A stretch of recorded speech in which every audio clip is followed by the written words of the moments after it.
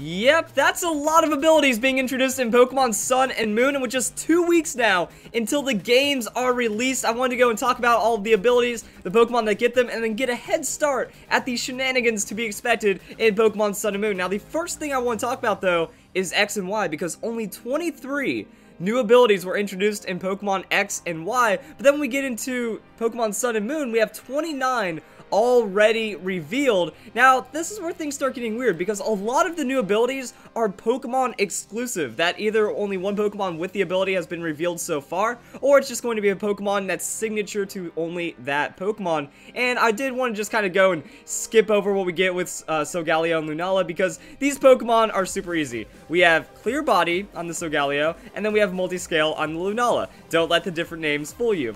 Since they're legendaries, it's going to be interesting with how they interact, but the biggest thing I have is Solgaleo. It literally just becomes Metagross with with legendary stats, but then that means Mega Metagross just has better stats and the lack of an item. But I do want to get into the other abilities. Now, Komala has the Comatose ability, and this is where things start getting interesting because it doesn't get affected by any status except for sleep. Now, as an idea, you could put it next to Tapu Koko, or you could put it on Electric Terrain. Electric Terrain prevents any Pokemon that are grounded from falling asleep, so then that means Komala now has no status whatsoever. So that could be a pretty powerful option, but it's also going to fall on how good Komala actually is. From the Sun and Moon demo datamine, we actually know that it doesn't have an evolution.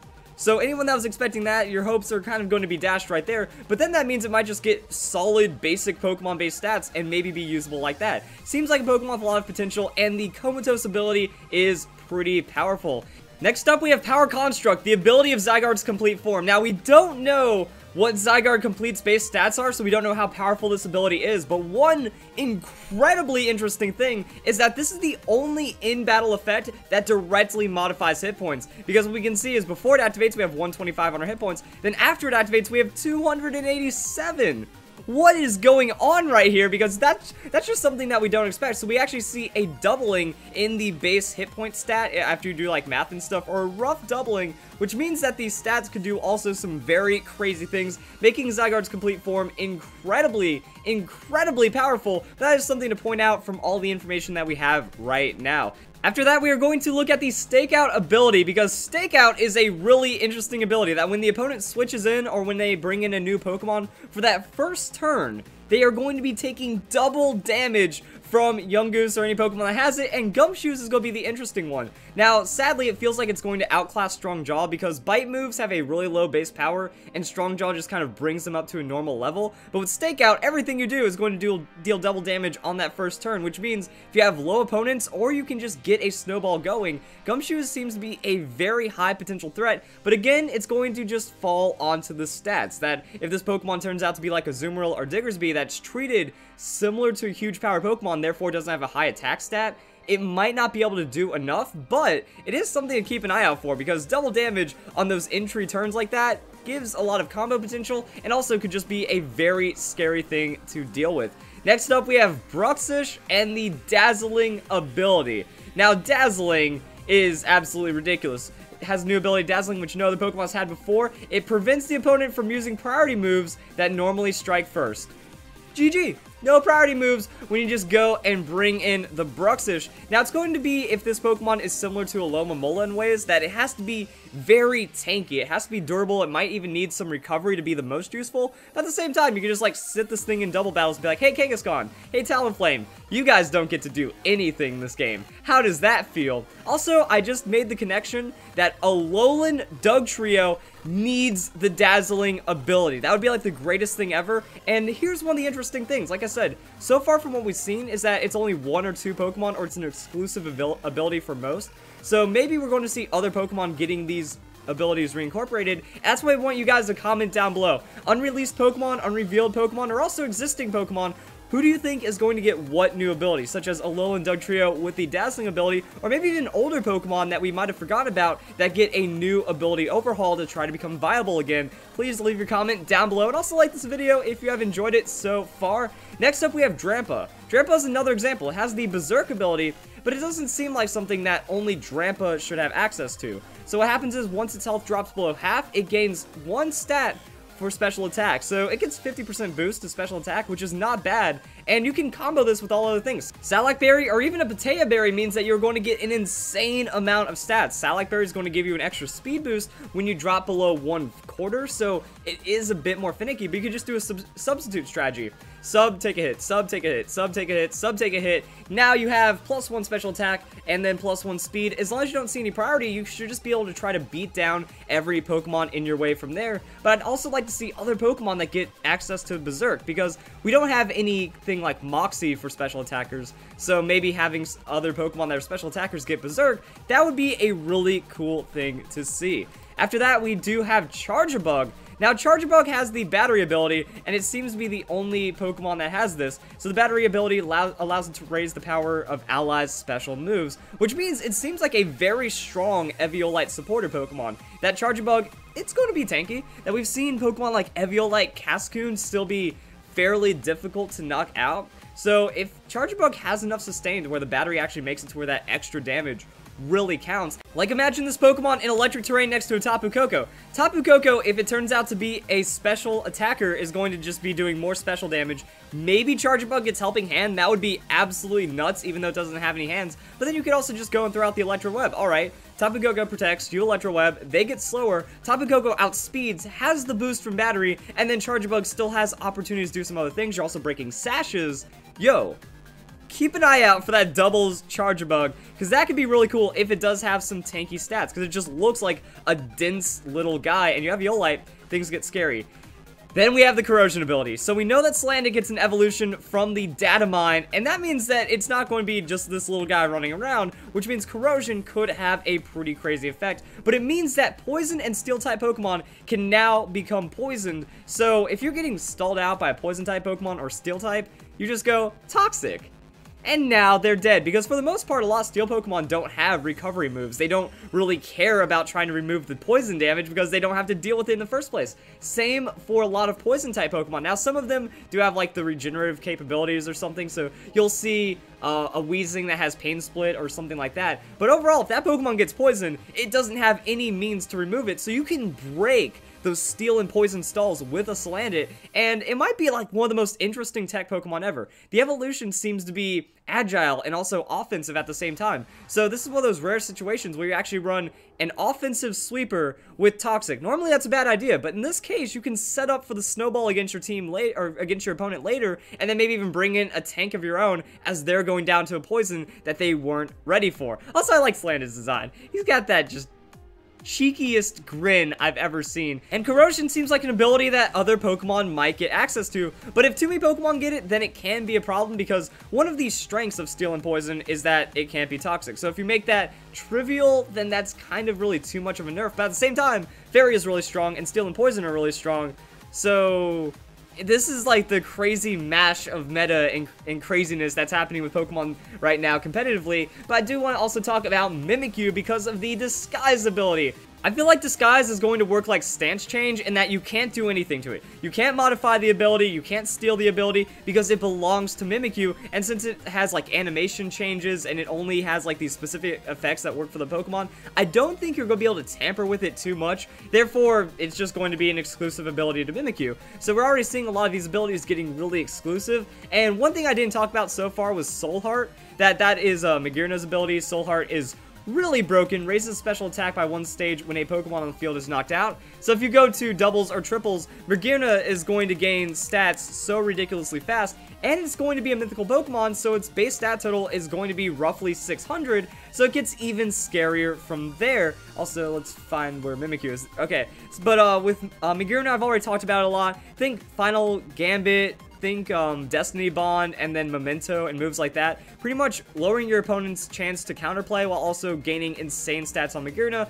And then Magearna has a signature ability that's pretty much like Overheat for Fairy-type Pokemon. So it can go +2, nuke something, -2, +1, and still be very powerful. So the clearing potential of Magearna is going to be absolutely nuts. And with the Disguise ability, it's all going to boil down to the stats of Mimikyu. That the Disguise gives you a free something, and if Mimikyu, say, gets Nasty Plot and has a 102 base speed or something, okay, you Nasty Plot, your Disguise breaks, and then now you can make up for maybe bad defenses and offenses, but with the Nasty Plot you do damage, and then Fairy Ghost, is a really solid combination for stab. Maybe get some other tech in there, and then boom, you get to win battles now with a Mimikyu. Also, it could be used for setup, might be helping out and delaying and stalling a bit for doubles. So we'll see where it goes. We also don't know what happens when it switches, that if the decoy stays broken all battle or not. If you can switch and refresh the decoy, that might be a little too broken and like stally. So we'll just see what happens with the ability. But Mimikyu,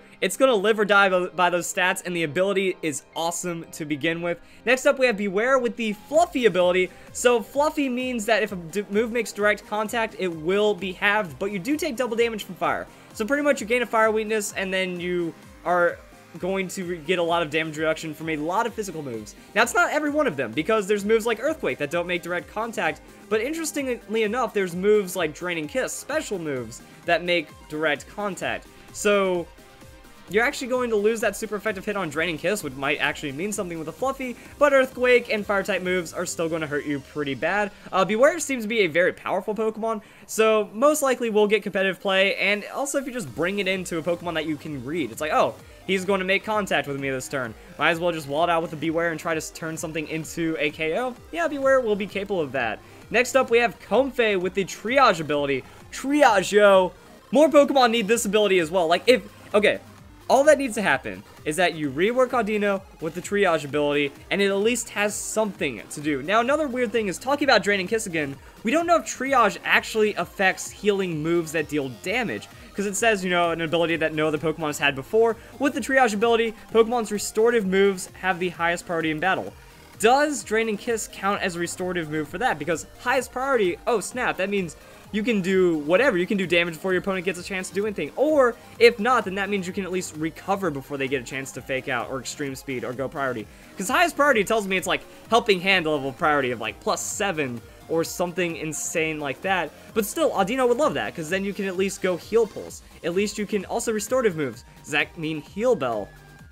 Can you go Mad Healer Cleric for your team, and then still make that work off the Triage ability? We'll have to see, but priority anything is really scary, and Comfey might make it work in some kind of way. Mudsdale, with its stamina ability, though, is absolutely bonkers. Why would they give this to him?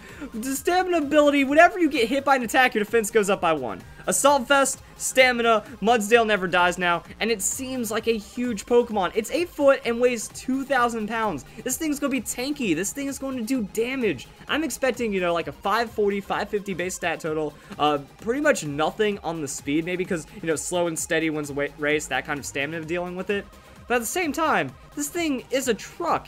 It has to hit like a truck, and we see it running around quite a bit actually in some of the trailers, so it might just run things over, and then Assault Vest makes it hard to kill. It's just a ground typing, so it doesn't have like super crazy weaknesses, no 4x super effective hits, and just ground is manageable on those weaknesses. So yeah, you're just never going to die, and if you have enough damage to like 2-hit KO Pokemon, you could be a 4-hit KO and then KO 2 on your way out just by being a slow, bulky, insane bruiser. Mudsdale is going to be really fun to watch develop. Next up, we have Wimpod. The Wimpod ability, this seems, again, exclusive to Wimpod, but also it does its own little thing. When the Pokemon's hit points drop below half, it'll run away or swap out for another Pokemon. I don't know if the swap out can combo right, unless you like lead Wimpod, see if it's fast enough to Stealth Rocks, and then you red card your opponent while getting wimped out yourself, and then you go for like a complete refresh while you have Stealth Rocks. I don't know what Wimpod is going to do, but we do know it gets an evolution, so that evolution is going to do more things. Wimpod, however, seems like it's going to be good for farming money. Now, one of my first money guides, here's a hint at some of the content I'm going to be making for Pokemon Sun and Moon. I'm going to make a money guide to see if you can actually use Wimpod, because you thieve it, you drop it below half, and then the battle ends right there. So you actually save a lot of frames. You know, you get that speedrun optimization off of stealing items and stuff, and it says these Pokemon hoard items like pearls and other valuable items. So, well, this Pokemon does have pearls, then that means every battle you're getting like 1k, or if you're using, you know, something else to kind of add to the money involved, you might be able to make a good amount of money in a short amount of time that isn't super battle intensive. So maybe we'll see if they have big pearls as well. That is a lot of money. So Wimpod could be interesting. Next up, we have the Dancer ability. So Dancer is something I feel like some other Pokemon should get as well. Like Primarina's hidden ability makes a lot of sense. Maybe even some other Pokemon, like, yo, give Blossom Dancer. Make it do something, okay? Because the Dancer ability will copy dance moves Because there's Fiery Dance, Dragon Dance, Teeter Dance, Quiver Dance, Revelation Dance. So yeah, if an Oricorio goes against one and uses Revelation Dance, you know, that actually might be some counter pick tech. That they have their Oricorio on the field, you switch in yours, they Revelation Dance, well, you take the damage, but then you get free Revelation Dance, and then a chance to, like, win the speed tie, or just outspeed them and then deal more damage, and then you two-shot theirs while stealing that Dancer. Also, there's no better dream than seeing your opponent go for, like, something just silly. Okay, you're going for Dragon Dance, I'm going to bring in my Oricorio, I'm stealing your Dragon Dance, and now you just kind of, like, I neutralize your advantage right there, and if I can come out on top, then that means I now have a sweep advantage on the Oricorio. So, or any Pokemon Dancer. I want to see where Dancer goes, and that could be a really fun thing to just have happen. Next up, we have Minior with the Shields Down ability. You can't get status while you set up, and then you become a sweeper. Minior might actually be a threat to look out for, depending on where this goes, because, yeah, I really like that idea, that you can kind of be in your shield, you set up, and then, boom, your shield breaks, and then you go and just slaughter everything. I don't know how crazy it's going to be. Like, what happens if you Citrus Berry? You know, you drop below half, and you Citrus Berry above. Will you regain your shield? Like, some of these interactions seem a little interesting, like Berserk. Can you double proc Berserk? Because, alright, I drop below half, and then I Citrus Berry, and then I drop below half again. If I can, like, survive those hits in, like, kind of clutch manner, you know, I'm at +2 right now. That could be something serious. So, this is where some of the more intricate details are going to be found out as we get into Pokemon Sun and Moon, but Shields Down and Minior is going to be something to keep an eye out for. I'm not a huge fan of the Rock Flying, and I don't know if this is going to be a special or physical attacker, but if it's special attacker, you can Calm Mind, you know, 2 Calm Minds, Shields break, win. I like that idea, so I'm going to have some fun with the Minior. Pyukumuku. So, Innards Out kind of makes it to where whenever you faint, you deal the amount of damage that you had remaining before you got hit. So, if you're just a little Pyukumuku right here, you can actually, like, go for negative defensive spreads or something like that. You know, get a hindering nature and then invest full into hit points, maybe even speed. You know, you set up Stealth Rocks and then you get absolutely wrecked and then you take your opponent with you. So, there's going to be some weird play around the Pyukumuku, or you just switch it in, like, switch it into your opponent's sweeper when they're going for a finishing blow, and now you just kind of brought in this fodder Pokemon to trade one of your opponent's strongest Pokemon that they have. So Pyukumuku might find some interesting play like that. Also, it doesn't get an evolution, so you can't Eviolite it, you can't do anything. Hopefully it has a solid amount of hit points to where, yeah, it'll be like a final Gambit or a counter or something where you bring it in and they both die and then cool things happen. So it could just effectively turn the battle into a 5v5. Big gamble, but if you play it correctly, Pyukumuku might actually be useful. Like, that's what I really like. That's what I'm talking about with these abilities. Now, ability Innards Out, that seems pretty much just standard to Pyukumuku. Maybe with some of the other weird water Pokemon that we've seen. Mostly I'm just thinking about that Sea Urchin Pokemon.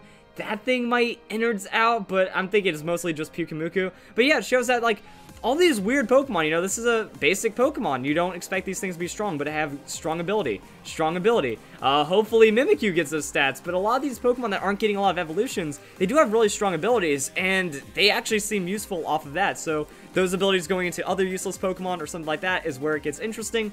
Next up, we have Wishy-Washy, and it has the schooling ability. So I don't really know what to make of Wishy-Washy at this time, and after trying to, like, look for everything that we know about it, where is the schooling ability? Right here.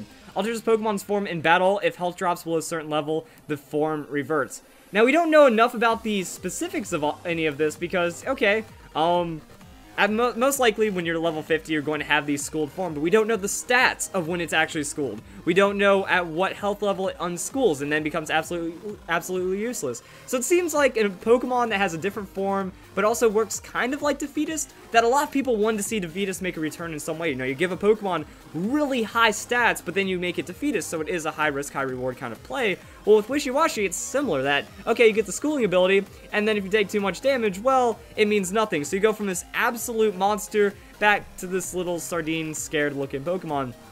So I think it's going to be interesting, and if Wishy-Washy actually gets competitive play, that would be awesome, but I don't know enough about it to be certain at this time. Next up, we have Alolan Raichu. So we have the Surge Surfer ability, which is going to combo with Electric Terrain, which is going to combo with Tapu Koko. Pretty much Surge Surfer, you double your speed, so it's Swift Swim, but instead of in Rain, it's in Electric Terrain. And then that wonders, what about these other Surge Surfing abilities or playing abilities? That we know Grassy Pelt synergizes with Grassy Terrain, and we know that all of the other Tapu Pokemon are going to introduce their own terrain moves. So we have Tapu Bulu, Grassy Terrain, we have Psychic Terrain, we have Misty Terrain, and we already know about all of these terrain moves except for Psychic Terrain. Psychic Terrain makes it to where psychic moves get a boost, and also priority moves do not work. So, just in case you don't want to bring Bruxish, you can go and bring a Tapu Lele, and then Tapu Fini brings the Misty Terrain, which makes it to where no Pokemon on the ground are going to be affected by status conditions. It includes Confusion in the 7th generation, and also it just makes it to where you receive half damage from Dragon-type moves. Pretty solid ability and run from all of these Pokemon, so that's where it gets interesting on the setup for these guys. Next up, we do have Palosand. So, Water Compaction.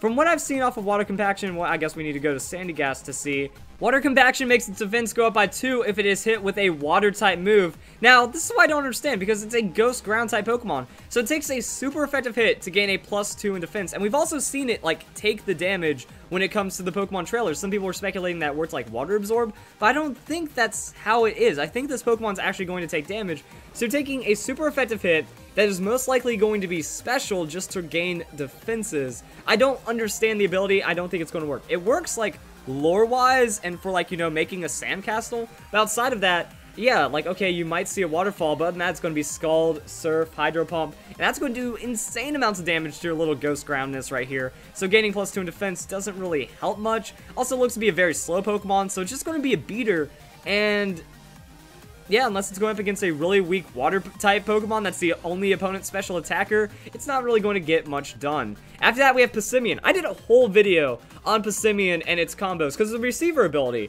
Okay, here's what you do. You go Whimsicott, Memento, Prankster, and now Passimian has Prankster. You know, any of your allied Pokemon that get knocked out, you just go and receive that ability, so you can play Glass Cannon in a way, any Pokemon Final Gambit, any Pokemon Destiny Bond. You know, you can trade 1 for 1, gain the ability, and then try to snowball it from there, or you just put a powerful Pokemon next to you anyway. Okay, Parental Bond, Mega Kangaskhan. Passimian, it can maybe try to set up, just do some damage. It is a Fighting-type Pokemon, so, alright, Passimian, go out there, be fast. I feel like it's going to be like a slightly less Infernape, you know, slightly less speed, slightly less attack, but then you go out close combat something, Kangaskhan goes and dunks on something, then you go and grab Parental Bond, and now you have extra damage. Now, Parental Bond is getting nerfed in Pokemon Sun and Moon, but it just kind of shows there's other ideas that you can take with Passimian that, okay, I'm just going to put a strong Pokemon next to me. If that Pokemon happens to faint and Passimian's still alive because I protect and I just kill everything before it gets to me, now I have a new ability.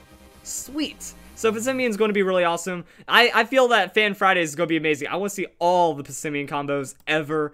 We have Serena. This is going to be Leaf Guard and Queenly Majesty. So Queenly Majesty makes it to where the opponent does not get to use priority moves.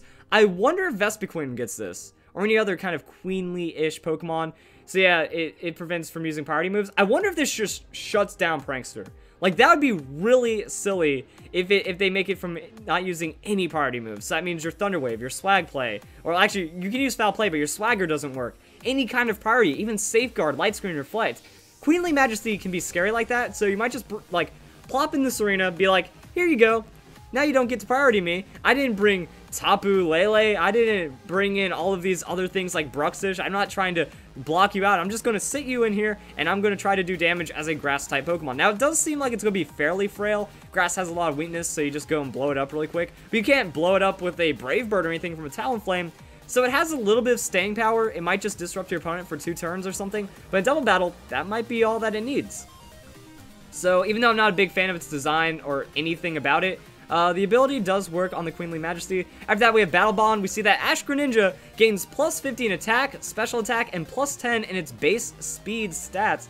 So it actually gets more than a Mega Evolution, keeps an item, and then Hydro Pump is going to wreck absolutely insane amounts of damage. Happens when you KO a Pokemon in battle. So it's kind of a gamble, you know, there's going to be opportunities where this is way better than Protean. There's also times with Protean because Greninja is not a strong Pokemon. If Greninja does not hit a super effective hit, it dies because it's frail. Ash Greninja doesn't even gain anything on the defenses. So things to look out for when you're playing with the Greninja because, okay, Protean, you need that like super effective Gunk Shot or the Ice Beam or whatever crazy tech coverage you're running. If you don't have that, your Greninja is going to have a very, very bad time. So we'll see how this one plays out. Could be strong, could just snowball, you know, I wonder if Choice Specs Hydro Pump would actually just come through. You know, Choice Specs Hydro Pump, 6-0 everything on your team neutrally, or on your opponent's team neutrally, and then you win with the Ash Greninja. And then last up, we have Silvally. So Silvally gets the Arceus system, which means it is a knockoff Arceus. We don't know about the stats, but we do know that you can actually plug in a different disc into it, and then it becomes that typing. So think about Arceus plates, and then think about multi-type, and then just put it into a non-Arceus Pokemon. That's Silvally for you, and I really like the lore and everything about this. So those are all of the new abilities to talk about right now. There still might be a few more. There still might be ones that aren't even introduced with the 7th generation, that we might get earlier generation Pokemon getting completely new abilities that not even 7th generation Pokemon get, because it seems like with Alolan Pokemon, with Megas, with everything that Game Freak has done, they want to make some of these older Pokemon really viable. So I can't wait, guys. Remember to comment what kind of abilities you want to see on older Pokemon and what new abilities you might think will happen. So if you guys enjoy the video, hope you all have a nice day. Thank you very much for watching.